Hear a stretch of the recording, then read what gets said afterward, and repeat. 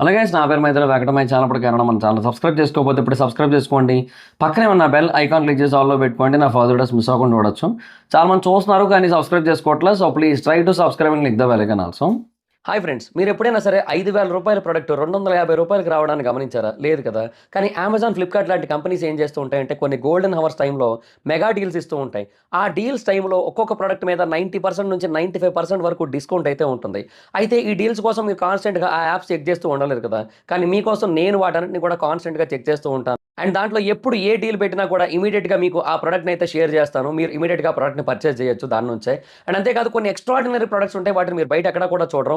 వాటి గురించి కూడా నేను మీకు షేర్ చేస్తాను. మీరు సింపుల్గా చేయాల్సింది ఒకటే, కింద డిస్క్రిప్షన్లో మన టెలిగ్రామ్ ఛానల్ లింక్, మన వాట్సాప్ ఛానల్ లింక్, మన ఇన్స్టా బ్రాడ్కాస్ట్ ఛానల్ లింక్ ఉంటాయి. వీటిలో మీరు ఏ యాప్ ఎక్కువగా వాడతారో ఆ యాప్కి సంబంధించిన లింక్ మీద క్లిక్ చేసి ఆ యాప్లో ఉన్న మన ఛానల్ని ఫాలో అవ్వండి. దాంట్లో రెగ్యులర్గా చాలా ప్రొడక్ట్స్ అయితే మీకు అప్డేట్ అవుతూ ఉంటాయి.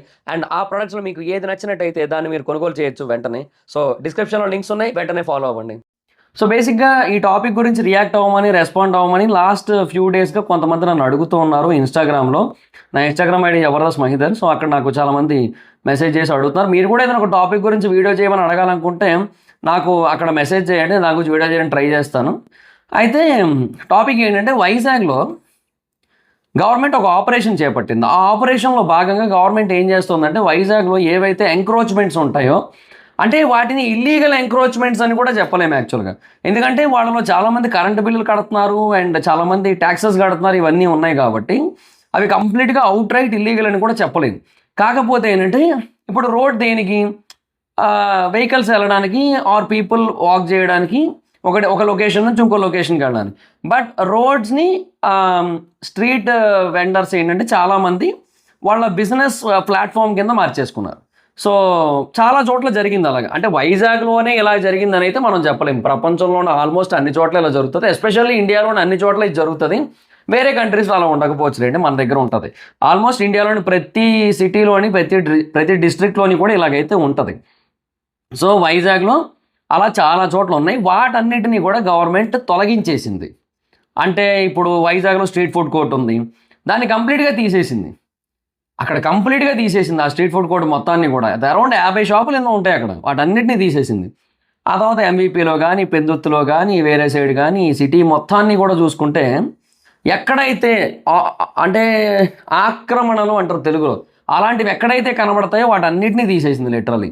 అంటే ఇప్పుడు నేను కొన్ని వీడియోస్ చూసాను, ఫుట్పాత్స్ ఉంటాయి. ఆ ఫుట్పాత్స్ ఏంటంటే బేసిక్గా పీపుల్ నడవడానికి వేసినవి. బట్ ఫుట్పాత్లు వెనక షాప్స్ ఉంటాయి. ఆ షాప్స్ ఏం చేస్తారంటే వాటి బిజినెస్ని ఫుట్పాత్ మీద కూడా పెట్టేస్తుంటారు. సో పీపుల్కి నడవడానికి ఎక్కడ ప్లేస్ లేక వాడు రోడ్డు మీద నడుస్తుంటారు. ఇలాంటివి చాలా చోట్ల జరుగుతాయి కదా. సో అలాగే వైజాగ్లో ఎక్కడెక్కడైతే ఉందో వాటన్నిటినీ తీసేశారు. అలాగే షాప్కి ఒక స్పేస్ వరకు పర్మిషన్ ఉంటుంది, ఆ స్పేస్ తర్వాత ఇంకా వాటికి పర్మిషన్ ఉండదు. అండ్ ఆ పర్మిషన్ లేని స్పేస్లో రోడ్డు మీద మెట్లు వేసుకోవడమో లేదంటే ఆ షాప్లో పాత వేసుకోవడమో చేస్తుంటారు, దారి వేసుకోవడమో. వీటన్నిటిని కూడా తొలగించింది. అంటే ఏ ప్లేస్లో ఉండాల్సిన వాటిని ఆ ప్లేస్లో కాకుండా కొంచెం ముందుకు వేసేసి ఏముందిలే అనేసి ఎవరైతే ఇన్నాళ్ళుగా చేసి గడిపారో వాళ్ళందరికీ కూడా ఇప్పుడు గవర్నమెంట్ రిటార్ట్ లాగా మొత్తం వాటన్నిటిని కొట్టేసి వాటన్నిటిని కూడా ధ్వంసం చేసేసి అలా చేసింది. స్ట్రీట్ ఫుడ్ కోర్ట్స్ ఎవరైతే ఫుట్పాత్ల మీద బిజినెస్లు పెట్టుకొని చేస్తుంటారో, రోడ్ల మీద పెట్టుకొని చేస్తారో వాళ్ళందరినీ కూడా అక్కడ నుంచి తీసేస్తోంది, అక్కడ నుంచి వెళ్ళిపోమంటోంది, అక్కడ ఉండొద్దని చెప్తోంది. డెఫినెట్గా షాపుల్లో మాత్రమే పెట్టుకోండి అండ్ ఏ ప్లేస్ అయితే మీరు చెబుతున్నారో మేము ఇక్కడ పెడుతున్నామని ఆ ప్లేస్ వరకు మాత్రమే పెట్టండి, అంతకుమించి ఎక్కువ ఆక్యుపై చేయకండి అని చెప్తాం. అయితే దీనివల్ల చాలామంది లైఫ్స్ అయితే ఎఫెక్ట్ అవుతుంది. ఇప్పుడు స్ట్రీట్ ఫుడ్ కోర్ట్నే ఎగ్జాంపుల్గా తీసుకోండి. నేను కూడా చాలాసార్లు ఆ ఫుడ్ కోర్ట్కి వెళ్ళాను. అక్కడ ఒక టిఫిన్ షాప్ ఉంటుంది, నేను టిఫిన్స్ తీసుకుంటా అక్కడ. సో అక్కడ బేసిక్గా నాన్ వెజ్ ఐటమ్స్ కూడా అవైలబుల్ ఉంటాయి. స్ట్రీట్ ఫుడ్ కోర్ట్ చివరకు వచ్చేసరికి ఉంటుంది అనమాట. సో నాకు అక్కడ ఏంటంటే ఐ ఫెల్ట్ లైక్ బాగుంటుంది టిఫిన్. అంటే టేస్ట్ బాగుంటుంది. టేస్ట్ కంటే మెయిన్ ఏంటంటే కంఫర్ట్ అనమాట. అంటే మనము వైడ్ రేంజ్ ఆఫ్ ఐటమ్స్ ఒకటే దగ్గర టేస్ట్ చేయొచ్చు. మనకి అంటే అటు ఫుడ్ దొరుకుతుంది, అటు టిఫిన్స్ దొరుకుతాయి, అటు స్నాక్స్ దొరుకుతాయి, అటు డ్రింక్స్ దొరుకుతాయి, అటు మొజిటోస్, అటు లస్సీలు, అన్ని రకాలు ఉంటాయి, చికెన్ పకోడీలు అన్నీ ఉంటాయి అనమాట. సో కావాల్సినవన్నీ దొరుకుతాయి కాబట్టి నేను కూడా అప్పుడప్పుడు వెళ్ళాను. ఎందుకంటే బీయింగ్ వైజాగ్ అయితే నేను కూడా వెళ్ళాను నేను. సో పుట్టింది పెరిగింది వైజాగే. ఒక 20 years ఇక్కడే ఉన్నాను అండ్ ఒక 6.5 years మళ్ళీ హైదరాబాద్లో ఉన్నా. తర్వాత ఇటు అటు తిరుగుతూ ఉన్నా. ఇప్పుడు ప్రస్తుతానికైతే వైజాగ్లో ఉంటున్నా, బట్ హైదరాబాద్ కూడా వెళ్తూ ఉన్నా. సో నా 29 ఏళ్ళ ఈ మొత్తం లైఫ్ ఏదైతే ఉందో దాంట్లో మ్యాక్సిమం నేను గడిపింది వైజాగ్. అయితే ఇదంతా ఎందుకు చెప్తున్నానంటే వైజాగ్లో ఇంతకు ముందు నేను చూసిన దానికంటే ఇప్పుడు చూస్తున్న ట్రాఫిక్ చాలా ఎక్కువ ఉంది, చాలా ఎక్కువైపోయింది. ఎస్పెషల్లీ లాస్ట్ 1 ఇయర్గా చాలా ఎక్కువైపోయింది. కార్లు ఎక్కువైపోయాయి, ఎస్పెషల్లీ ట్రాఫిక్ ఎక్కువైపోయింది, ఇవన్నీ కూడా చాలా ఎక్కువైపోయాయి అనమాట. సో దీనిని ఎందుకు చెప్తున్నానంటే ఒక పక్క వాళ్ళందరూ కూడా వాళ్ళ లైఫ్స్ ఎఫెక్ట్ అవుతున్నాయని చెబుతున్నప్పటికీ కూడా గవర్నమెంట్ ఎందుకు ఈ డెసిషన్ తీసుకుందో చెప్తున్నా. వాళ్ళందరి లైఫ్స్ డెఫినెట్గా ఎఫెక్ట్ అయ్యాయి. అంటే మోరల్స్ పరంగా ఆలోచిస్తే మటుకు అంటే వాళ్ళందరి మీద కూడా జాలేస్తుంది. ఎందుకంటే వాళ్ళందరికీ కూడా ఇదే బ్రతుకుదారి, వాళ్ళకి వేరే ఆల్టర్నేట్స్ ఏం లేవు. ఇప్పుడు నేను ఇదే వైజాగ్లో నేను చిత్రాలయ మాల్లో ఒక కేఫ్ పెట్టా, అందరూ అలా పెట్టలేరు కదా, అందరికీ అది పాసిబుల్ కాదు కదా. సో వాళ్ళు ఏంటంటే వాళ్ళు అక్కడే ఒక చిన్న షాప్ పెట్టుకొని అలా ఉంటారు, అండ్ దానికి నెలకి ఎంతో కట్టమంటే కడుతుంటారు. తర్వాత వాళ్ళు ఇప్పుడు పోనీ ఇక్కడ తీసేశారు, పోనీ సరే ఇంకొక దగ్గర ఎక్కడైనా పెట్టుకుందాము, రోడ్ దగ్గర ఇంకొక రోడ్ దగ్గర పెట్టుకుందాం అంటే అక్కడికైనా ఏదో ఒక రోజు వచ్చి తీసేస్తారు. సో వాళ్ళకి అది ఆప్షన్ కాదు. పోనీ షాపులకు వెళ్ళి ఇప్పుడు లేదా మాల్స్కి వెళ్ళి అక్కడ రెంట్లు కట్టుకొని ఉందామంటే వాళ్ళ వాళ్ళ పరిస్థితి అంత ఉండదు, వాళ్ళు అంత ఎఫర్ట్ చేయలేరు. సో ఇవన్నీ వాళ్ళకు ఉంటాయి కాబట్టి వాళ్ళు ఏంటంటే దిస్ ఈజ్ దేర్ లైవ్లీహుడ్, వాళ్ళు దీని మీద ఆధారపడి బ్రతుకుతున్నారు. ఎన్నో జీవితాలు ఆధారపడి బతుకున్నాయి. ఎందుకంటే ఒక 50 షాపులు ఓన్లీ స్ట్రీట్ ఫుడ్ కోర్ట్లో ఉంటాయి, ఇంకా ఎక్కువే ఉంటాయి నాకు తెలిసి. నేను తక్కువ చెప్తున్నాను, నాకు ఎగ్జాక్ట్ లెక్క తెలియక చెప్తున్నాను. నేను ఒక 50 పైనే ఉంటాయి. నేను చూసిన దాన్ని బట్టుకు ఒక్కొక్క దాంట్లో యావరేజ్గా 2 చెప్పున వర్క్ చేస్తారు. అది ఓనర్ ఒకరు ఎంప్లాయ్ ఒకరు అనుకున్నా కూడా 2 చెప్పున వర్క్ చేస్తారు యావరేజ్గా. ఒక్కొక్క దాంట్లో 4 ఉంటారు, ఒక్కొక్క దాంట్లో ఒకరే ఉంటారు, అట్లా ఉంటుంది. కాబట్టి యావరేజ్గా 2 లేదంటే 3 అనుకున్నా 100 నుంచి 150 మంది అక్కడ వాళ్ళ జీవితాలను గడుపుతున్నారు. సో అరౌండ్ ఒక 100 ఫ్యామిలీస్ వాళ్ళ లైఫ్ని దాని మీద ఆధారపడి ముందుకు కొనసాగిస్తున్నాయి. సో వాళ్ళందరూ ఎఫెక్ట్ అవుతారు. ఇక్కడే కాదు, చాలా చోట్ల ఎఫెక్ట్ అవుతాయి. ఎందుకంటే చాలా చోట్ల తీస్తారు కాబట్టి. ఇలాగ ఈ ఆక్రమణలు ఏవైతే ఉన్నాయి, ఫుట్పాత్ ఆక్రమణలు కానీ లేదా రోడ్డు ఆక్రమణలు కానీ ఏవైతే ఉన్నాయో వాటన్నిటిని కూడా తీస్తారు. సో వాటన్నిటి గురించి కూడా చాలామంది బాధపడుతున్నారు. బట్ నిజంగా గవర్నమెంట్ ఈ స్టెప్ ఎందుకు తీసుకుంది అంటే ట్రాఫిక్ను దృష్టిలో పెట్టుకుని. అది వాళ్ళ సైడ్ నుంచి వినబడుతున్న చాలా సాలిడ్ పాయింట్ అండ్ ఒపీనియన్ కూడా. ఒక 1 or 2 monthsలో మళ్ళీ ఏదో ఇస్తామని చెప్తున్నప్పటికీ కూడా పీపుల్ ట్రస్ట్ చేయట్లేదు, అది వేరే విషయం. బట్ ఆ కాన్సెప్ట్ ఏంటంటే ట్రాఫిక్ అయితే టూ మచ్ పెరుగుతుంది. ఎగ్జాంపుల్ ఆ వైజాగ్ ఫుడ్ కోర్ట్నే తీసుకుంటే బేసిక్గా గవర్నమెంట్ పార్కింగ్ ఫెసిలిటీ ఇచ్చింది బైక్స్కి. అంటే ఆ పక్కన సెంట్రల్ పార్క్ది రోడ్ ఉంటుంది కదా, ఆ రోడ్ అంతా కూడా పార్కింగ్ ఇచ్చింది. బట్ అయినా కూడా పార్కింగ్ అయితే అక్కడ సరిపోవట్లేదు. అండ్ అక్కడెక్కడో చివరిలో ఆపుకొని ఇక్కడికి రావడానికి ఇష్టపడక చాలామంది ఏం చేస్తున్నారంటే ఈ రోడ్డు దగ్గరే ఆపేస్తున్నారు. ఈ ఫుడ్ కోర్ట్ ఎదురుగా ఉన్న రోడ్ ఏదైతుందో ఆ రోడ్డు దగ్గరే ఆపేస్తున్నారు, డిగ్రీ కాలేజ్ రోడ్డు. సో అక్కడే ఆపేస్తున్నారు, అంటే ఆపోజిట్ రోడ్డు. సో అక్కడ ఆపేస్తున్నారు. బేసిక్గా అది 3 lane రోడ్. అది ఆ 3 lane రోడ్ని అక్కడ ఏమవుతుందంటే 1 lane రోడ్ చేసేస్తున్నారు. అంటే ఒక లేన్ అంతా బైకులు పార్క్ చేస్తున్నారు, వాటి ముందు కార్లు వచ్చి ఆపేస్తున్నారు. సో ఇక్కడ బేసిక్గా నన్ను అడిగితే ఎవరి తప్పు అంటే వాళ్ళు ఎవరిది కాదు, ఈ కార్లోలది. ఏమంటే కార్లలో కూడా అక్కడికి ఎందుకు వెళ్తుంటారంటే ఆ street food taste is very nice yeah, very excellent యార్, అసలు స్టార్ హోటల్స్లో కూడా దొరకనంత టేస్టీ ఫుడ్ ఇక్కడ దొరుకుతుంది అది అని చెప్పి వెళ్తుంటారు. బట్ దానివల్ల ఏమైపోతుందంటే ఒక లేన్ ఏమో మీరు బైకులతో పార్క్ చేసి, ఒక లేన్ కార్లతో పార్క్ చేసి 3 lane రోడ్ని మీరు 1 lane రోడ్డుగా మార్చేసి అక్కడ చాలా ఇబ్బంది గురి చేస్తున్నారు. అక్కడ ఇనీషియల్గా గవర్నమెంట్ అసలు అక్కడ నో పార్కింగ్ పెట్టింది, అక్కడ ఎవరిని కూడా పార్కింగ్ చేయనిచ్చేది కాదు. బట్ తర్వాత ఇంకా పెరుగుతోంది క్రౌడ్, కుదరట్లేదు, ఇంక వేరే ఆప్షన్ లేక ఇంక వదిలేసింది. But day by day traffic పెరిగిపోతుంది. రోడ్డు మొత్తాన్ని నింపేస్తున్నారు. రాత్రి అవుతుందంటే చాలు ఇంకా ఆ ప్లేస్ అంతా ట్రాఫిక్తో నిండిపోతుంది. ఇక్కడ అసలు పాపం ఆ స్ట్రీట్ వెండర్స్ ఎవరిది కూడా తప్పు లేదు పాపం. ఇటు వచ్చి జామ్ చేసిన వాళ్ళదే ప్రాబ్లం ఇక్కడంతా కూడా, వాళ్ళ వల్ల జరిగింది ఇదంతా. అదే అంటున్నా, ఇక్కడ మరి అలాంటప్పుడు ఏం చేయాలంటే బైక్స్ మీద రావాలి, అండ్ దానికి ఒక లేన్ మట్టుకు పార్కింగ్ చేసుకోవాలి, మిగతా వాళ్ళందరూ కూడా ఆ సెంట్రల్ పార్క్ లేన్లో పార్కింగ్ చేసుకోవాలి. ఇంకా ఖాళీ లేకపోతే సెంట్రల్ పార్క్లో పెయిడ్ పార్కింగ్ ఉంది, దాంట్లోకి వెళ్ళి పార్కింగ్ చేసుకోవాలి. ఇలాగే చేసుకోవాలి తప్ప రోడ్డు మీద పార్కింగ్ చేసేస్తాం, అందరూ రోడ్ల మీద పెట్టేస్తాం అంటే డెఫినెట్గా కుదరదు. సో కార్లోలు కూడా అలా అక్కడికి వెళ్ళడం వల్ల, స్ట్రీట్ ఫుడ్ కోర్ట్స్కి వాటికి వెళ్ళడం వల్ల డెఫినెట్గా జరిగిన ప్రాబ్లం ఇదంతాను. అంటే ఇప్పుడు మళ్ళీ ఉడా పార్క్ ఉంది, ఉడా పార్క్ ఎదురుగా ఫుడ్ కోర్ట్ ఉంది. ఆ ఫుడ్ కోర్ట్కి మళ్ళీ అంత హెవీ రష్ ఉండదు. ఈవెన్ కార్లో వెళ్ళినా కూడా అక్కడ రోడ్డు చాలా అంటే చాలా విశాలంగా ఉంటుంది, అక్కడ ఎక్కడా కూడా జామ్ అయిన ఫీలింగ్ రాదు. బట్ వాటిని కూడా తీసేయలేండి, అది వేరే విషయం. నేను మొన్న వెళ్ళినప్పుడు అయితే అక్కడ కూడా లేవు, మరి అవి కూడా తీసారని అనుకుంటున్నాను నేనైతే. సో నేను అదే అంటున్నా, అసలు ఎక్కడా కూడా ఉంచలేదు వీళ్ళైతే. బట్ డెఫినెట్గా నా పాయింట్ ఏంటి అంటే ట్రాఫిక్ అనేది చాలా ఎక్కువ అవుతుంది వైజాగ్లో. అంటే రీసెంట్గా ఒక రిపోర్ట్ కూడా వచ్చింది, వైజాగ్లో మిలీనియర్స్ కౌంట్ 2900 అంట. మిలీనియర్ ఇన్ ద సెన్స్ ఒక పర్సన్ దగ్గర సగటున, అంటే ఒక పర్సన్ దగ్గర minimum amount of income or properties or revenue whatever it is, మొత్తానికి ఆస్తి ఒక పర్సన్ దగ్గర మినిమం టు మినిమం 8.5 కోట్ల రూపాయల ఆస్తి అయితే ఉంది. అలాంటి వాళ్ళు వైజాగ్లో 2900 మంది ఉన్నారంట. సో ఇలా మిలీనియర్స్ అందరూ ఎక్కువయ్యేసరికి వీళ్ళందరూ ఏం చేస్తున్నారంటే ఆటోమేటిక్గా ఇంకా అదే జరుగుతోంది. ఇక దానివల్ల ఏమో కార్లు పెరుగుతున్నాయి. సో కార్లు ఉన్నవాళ్ళు కూడా స్ట్రీట్ ఫుడ్ని ఇష్టపడే వాళ్ళు ఉంటారు, వాళ్ళందరూ ఇక్కడికి వచ్చేస్తున్నారు, అలా జరుగుతుంది. దానివల్ల జరిగిన ప్రాబ్లం ఇదంతా. ఇప్పుడు ఒక స్ట్రీట్ ఫుడ్ కోర్ట్కి నేను ఇలా ఎగ్జాంపుల్ చెప్తున్నా. ఈ ఇన్స్టాగ్రామ్ ఇన్ఫ్లుయెన్సర్స్ ఎవరైతే హైప్ ఇస్తుంటారో కొన్ని స్ట్రీట్ ఫుడ్ షాపులకి, వాటి కోసం ఎక్కడెక్కడో సందులు గొంతుల్లో ఉన్నటికి కూడా కార్లు వేసుకొని వెళ్ళిపోతుంటారు.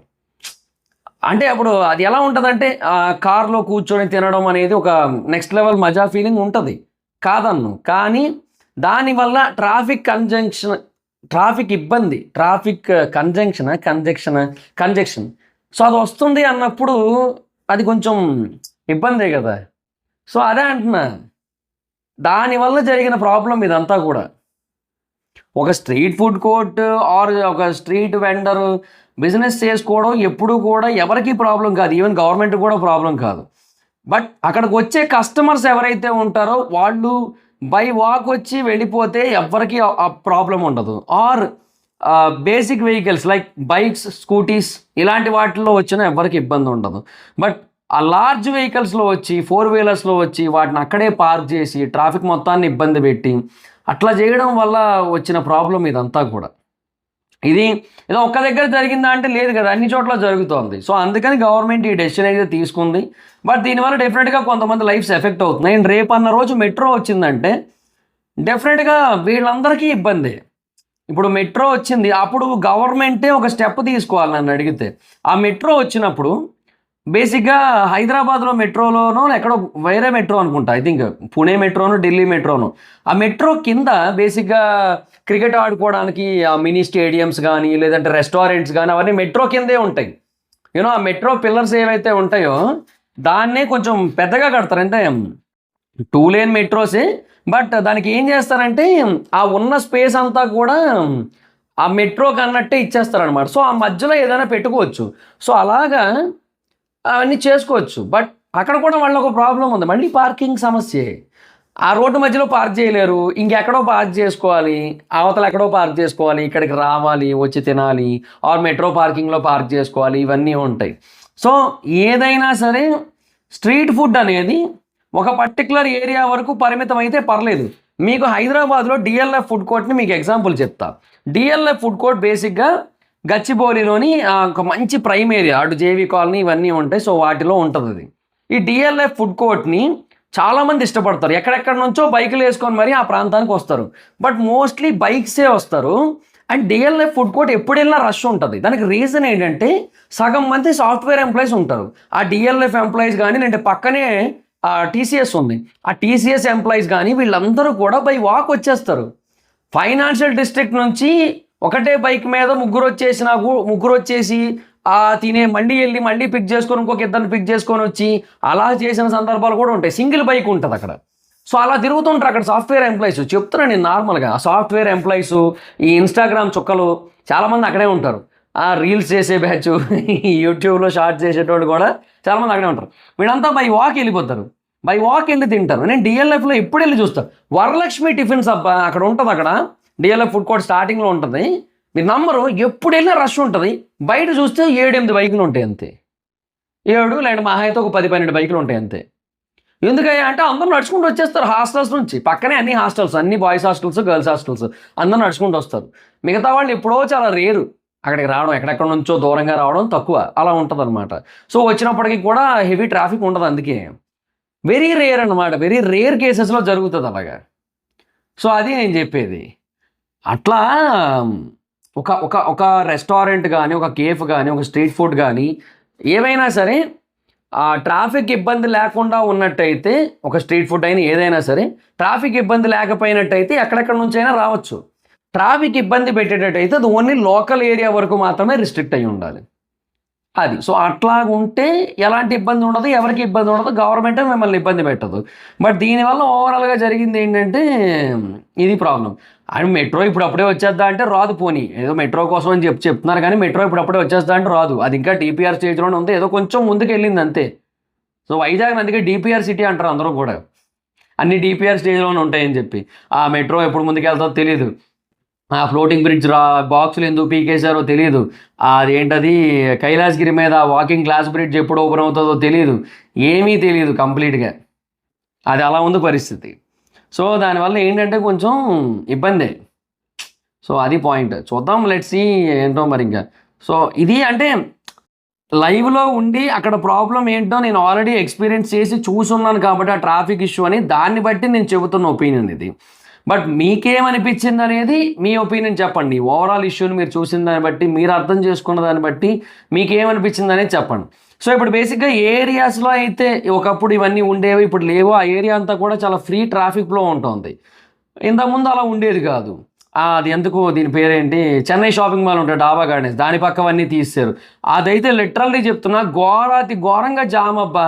జనాలందరూ రోడ్ల మీదే ఆ రోడ్డు అంతా నిండిపోయి తింటుంటారు. రోడ్డు మీద నుంచొని తింటుంటారు. అది రోడ్డు పీపుల్ వెళ్ళడానికి అనే విషయం మర్చిపోయారు. అది తినడానికి అన్నట్టు దాన్ని మార్చేశారు యాక్చువల్‌గా. అంతా తీసాక ఇప్పుడు బాగుంది ఆ రోడ్డు. ఇట్లా చాలా రోడ్స్ ఇంప్రూవ్ అయినాయి. చాలా రోడ్స్ బాగున్నాయి. వెహికల్స్ వెళ్ళడానికి కుదురుతోంది ఇప్పుడు. సో, అందుకు అలా చేసింది గవర్నమెంట్. బట్ ఈ మూవ్ మీద మీ ఒపీనియన్ ఏంటనేది కింద కామెంట్ సెక్షన్‌లో చెప్పండి. సో, అంటే మీకు ఎలా అనిపించింది? మీ పాయింట్ ఆఫ్ వ్యూ ఏంటి? మీరు ఏ యాంగిల్‌లో చూస్తున్నారు దీన్ని? మీ కోణం ఏంటి? మీ దృక్కోణం ఏంటి? ఇవన్నీ చెప్పండి. దాన్ని బట్టి ఇంకా డిస్కస్ చేసుకోండి కామెంట్ సెక్షన్‌లో మొత్తం అందరూ కూడా. So, that's it guys. This is the video. Video కనుక మీకు నచ్చినట్టయితే లైక్ చేసి వీడియోని షేర్ చేయండి. ఇప్పుడు కారణం మన ఛానల్ సబ్స్క్రైబ్ చేసుకోకపోతే ఇప్పుడే సబ్స్క్రైబ్ చేసుకోండి.